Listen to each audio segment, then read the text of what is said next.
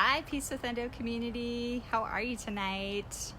So it's been a while since I've come on here and said hello to y'all live. So hello. I hope that all is well in your part of the world today. I'd love to know where you're watching from. So drop that in the comments and let me know. And thank you so much for taking the time out of your day to watch the replay of this video. If you have any questions or anything comes up along the way, please feel free to drop those in the comments. I do check back on those when I'm done. So I do want to get back in rhythm to answering your questions that you have on this road to feeling better with endometriosis.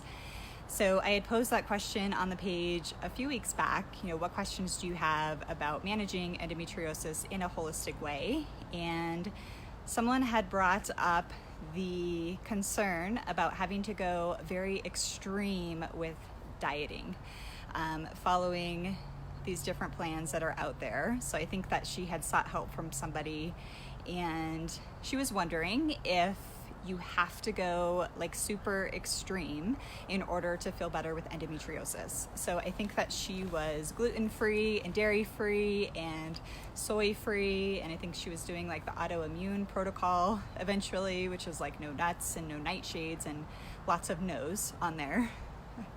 And then she wanted to know, when is it okay to reintroduce some of these foods?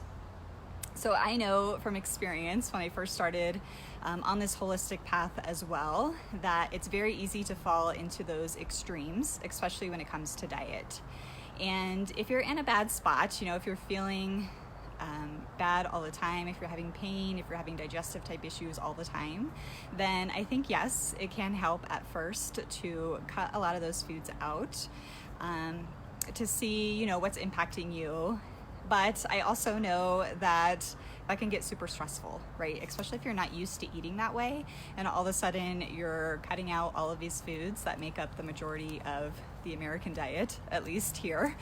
And it kind of counteracts things, right? If you're feeling super stressed about food and what to eat, that's not good either. So as I've worked with clients over the years, I've offered up that advice to people in some of our initial sessions that, just try and eat whatever you want for a day or two and see how that makes you feel. And I always get kind of that reaction like, what? But the whole purpose of that activity is to get you back in tune with your body and to know this is why I don't eat these foods. So when you're first starting out, if you're struggling, if you're having pain all the time, if you've got digestive issues all the time, I would say yes, it is helpful to cut a lot of those things out. But I think there needs to be a healthy balance there. And if you're finding that you're super stressed about food and the thought of eating makes you stressed and what am I gonna do? The thought of going out, right, and trying to be social and having all that stress, it counteracts the benefits, right? Because stress is a huge issue, especially when it comes to your hormones and balancing things out. So I think there needs to be a healthy balance there. And I think it's also okay to give yourself a little space to not have to be perfect, if you know what I mean. If you can relate to this, if you've made changes to your diet, drop me some comments. Let me know what your experience was with it. Have you gone through this extreme phase of cutting everything out and feeling that stress about, well, what am I supposed to eat, right? I'd love to know how that went for you. So I don't think that doing an extreme diet like that is necessary long-term, personally, especially if you're feeling stressed out. Another thing that's come up with me, and it's come up with me conversing with some of you along the way, is this whole maybe history of having eating disorders. I know that was something that I experienced early in my 20s, being very restrictive with food and the whole dieting idea. So that's something to be mindful of as well. You don't want to go too extreme to where it's bringing some of that old stuff up. So I do think there needs to be a little bit of space to eat what you want sometimes, and then pay attention to how that makes you feel. I think if you can connect back to those two things, like this food makes me feel crappy, then I'm not going to eat it because I deserve to feel good. And putting that connection together really helps you to have longer term change, right? Because it's not like I'm just going to be extreme and restrict myself and be perfect. I'm going to allow myself to have some of these things, have that reminder of, oh, this is why I don't eat these things. And having that shift in mindset from I can't have this, it's on the restricted list, to I don't want this because it's going to make me feel bad, right? So it's just a little quick mindset shift. And if you can get in that place, it becomes easier to make that long term. So with all that being said, I do think there are other factors to consider outside of food. So to answer that question of, do I have to go super extreme in order to feel better with endometriosis? Do I have to stay on these restrictive diets forever? My answer to that is no. And I would encourage you to step outside the box per se and start to explore things other than just what you're eating. So, but before we get to that, one thing especially to consider is your digestion, right? So if you're cutting out all of these foods, regardless of how many of these foods you cut out, regardless of how perfect you are, if you've got a weak digestion, you're not going to digest your foods, right? So it doesn't matter how perfect you are, how many of these things that you cut out. If you have a weak digestion, you're not going to be absorbing the vitamins and minerals that you need. And as soon as you reintroduce some of these foods again, you're going to feel that impact. So it's important along the way to strengthen up your digestive system. That's where the majority of your immune system is, where like 80% of your immune system is. So if you can get your digestion working stronger, and I say this from experience, then it's easier to reintroduce some of these foods. So again, no matter how extreme you go, no matter if you're gluten-free, dairy-free, soy-free, all these frees, right, and you have a weak digestion, it doesn't solve the underlying issue. It does help by cutting those inflammatory foods out, but if you've still got that weak digestive system happening, you're still gonna feel yucky when those foods sneak in, right? So one of the best ways to strengthen your digestion is with celery juice, right? I know it's been a while since I've been on here talking about celery juice, but juicing fresh organic celery juice in the morning, I do a whole bunch of it through the juicer, has been a game changer for me. So what this does is it strengthens your stomach acid, which is that really big stop on your digestive tract, right? Your stomach acid is what's going to digest the food. It's what's helping you move things down into your gut and breaking things down. So if you don't have enough stomach acid, things are going down undigested. They're going down into your gut and making you feel bloated and gross and yucky. So by strengthening up your stomach acid, you can start to eat more of these foods. And I can tell you that from experience. So it's been 2 years now since I've been doing the celery juice, and my digestion is stronger than ever. And I am able to sway more so than I used to be in the past from all of these restrictive type foods. And I don't feel the impacts as strongly as I once did. So that's a positive. So there is light at the end of the tunnel, I would say, if you're in this spot of like, I have to be on this extreme diet to feel better. If you can strengthen up your digestive system, you're going to be able to reintroduce some of these foods again. I don't feel great still when I eat like gluten or dairy or any of these things, but if I do happen to have some, like I said, it's not as big of an impact as it once was. So that's a positive. So definitely consider your digestion. Another thing that we've already touched upon that also impacts your digestion is stress. Adrenaline actually lowers your stomach acid.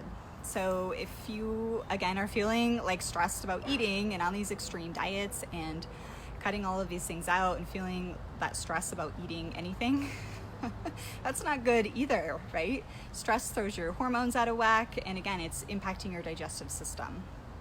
So really take a look at like chronic stressors in your life. I know for me, like my job at one point was a huge stressor. Changing that was a life changer. Changing my home environment. Really looking into like your relationships that you have in your life. If there's people or situations that are stressing you out all the time. It's really about addressing those chronic stressors that are happening in your life and doing what you can to change some of that. So if you are watching live, go ahead and say hi. I'd love to know who's here. Let me know where you're watching from. So that's a second thing to consider. So you want to consider the strength of your digestion. You want to consider the stress that's going on in your life, especially when it comes to eating. And if you're finding you're super stressed about all these extreme diets, then I would say, introduce what you can and listen to your body as you start to reintroduce some of these foods. And it's okay sometimes to eat what you want to eat. Pay attention to how you feel and put that connection together. Like, okay, I don't want this food. Instead of, I can't have that. This is on the restricted side of the list. Changing your mindset to, I don't want to eat this because it makes me feel like crap, and I don't want to feel like crap, right? Is the food really worth it for that, 60 seconds, if that, of time in your mouth? Is it really worth it to feel like crap for days afterwards? So that's something to keep in mind. And then the third thing also to consider are just toxins in your life. So paying attention to what you're putting on your skin, what's in your environment, what you're using for cleaning products in your home, and do what you can to switch to some more holistic type options. No matter how strict you are with your diet, if you've got consistent toxins going into your body, that's only feeding into the endo, right? So avoiding some of that makes a big difference. Also considering like heavy metals, those can play a big role as well. So there's different testing you can do if you go see a naturopath or somebody like that who can test your hair. There's also tests you can order online to see if there's other factors that may be going on in your system. That no matter, again, how perfect you are with your diet, that's still impacting you and impacting how you feel. So ultimately, my point with all of this is to consider more than just the food that you're eating. So do you have to be on an extreme diet in order to feel better? At the beginning, yes, this can definitely help calm things down. And as you start to feel better, start to reintroduce those foods, notice how you're feeling. And again, doing that mind shift between this is a restricted food, or this is just a food I don't want to eat because it's not going to make me feel good. So getting rid of that like stress and resistance of it being restrictive and opening it more into a self-love type conversation of, I deserve to feel good. I'm going to feed myself with these nourishing foods because it helps me to feel better. So the other things to consider, just to review, are your digestion, making sure that you're strengthening your digestion, and stress and toxins. So all of these different factors I do go deeper into in Peace with Endo Connect, which is a private monthly membership program that gives you clear action steps that you can take to address these different holistic factors. So it's not just about food, it's opening up and exploring your digestion, your food that you're eating, the calming down your nervous system and learning to use your breath and visualization to calm things down, sleep and toxins and self-care, and then the mindset stuff, right? So ultimately my goal in Peace with Endo Connect is to help you find peace with Endo. That's my ultimate goal with the platform here with Peace with Endo, is to help you get to that spot where endometriosis is not controlling your life. So I am opening up Peace with Endo Connect again at the end of August, on August 23rd. So mark your calendars if you're interested. You can join the waitlist over at peacewithendo.com/connect, which I can drop a link in the comments as well. So you're the first to know when the doors open and you can get in. So that's the whole purpose really of the program, is to explore everything in the holistic journey. So remember, it's not just about the food that you're eating, and you don't stop there with having to get more and more extreme with your diet. Consider these other factors and you should start to feel better. So thank you so much for taking the time out of your day to listen to this today. I hope it was helpful.